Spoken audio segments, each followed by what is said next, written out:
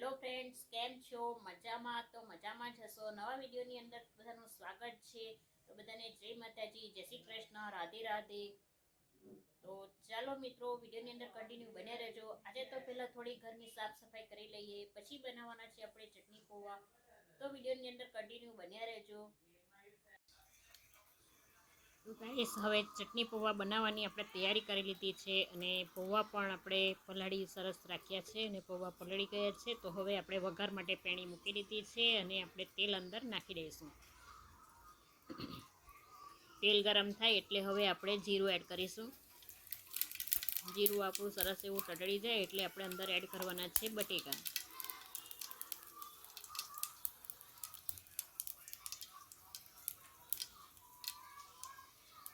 હવે આપણે બટેકાને નાખી દેવાના છે.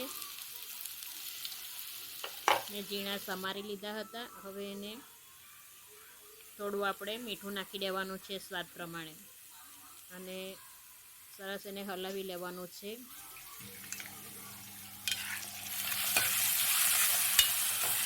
તો બટેકા બળી ન જાય એટલા માટે એના પર થોડું આપણે થાળીમાં પાણી આપી દેવાનું છે ઉપર, કે જેથી કરી આપણા બટેકા પણ સરસ એવા ચડી જાય અને લાગી પણ ન જાય, નીચે બળી ન જાય એટલા માટે.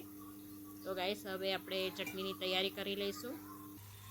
તો એના માટે મેં 5 થી 6 નંગ જેટલા લીલા મરચાં, એક આદુનો ટુકડો, સિંગદાણા અને લીલા ધાણા લઈ લીધા છે અને એ સરસ આપણે એની ચટણી બનાવી તૈયાર કરી લેવાની છે.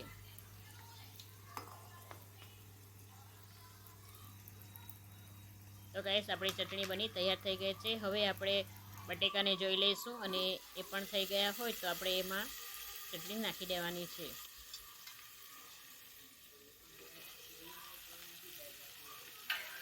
તો તમે જોઈ શકો છો કે સરસ આપણા બટેકા થઈ ગયા છે.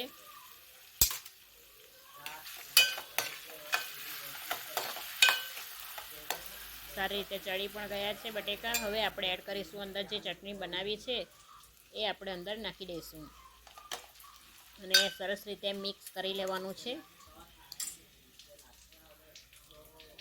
તો હવે આપણે થોડી હળદર નાખીશું, 1 ચમચી. 1 ચમચી ધાણા જીરું નાખીશું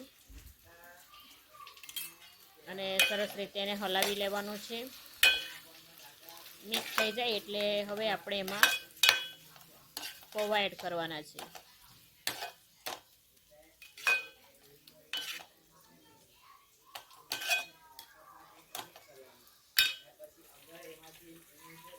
હવે આપણે એમાં પૌવા નાખી દઈશું.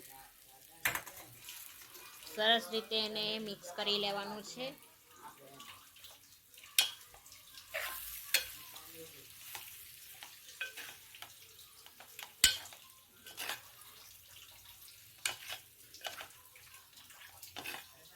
તો ગાઈસ, આજનો આ વિડીયો કેવો લાગ્યો કોમેન્ટ કરી જરૂરથી જણાવજો. લાઇક, શેર, સબસ્ક્રાઈબ કરવાનું ભૂલતા નહીં.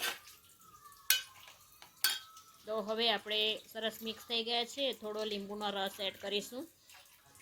તો ગાઈસ, આજનો આ વિડીયો કેવો લાગ્યો કોમેન્ટ કરી જરૂરથી જણાવજો અને લાઇક શેર કરવાનું ભૂલતા નહીં. તો હવે પછી મળીશું નેક્સ્ટ વિડીયોમાં. ત્યાં સુધી bye bye. Thanks for watching my video.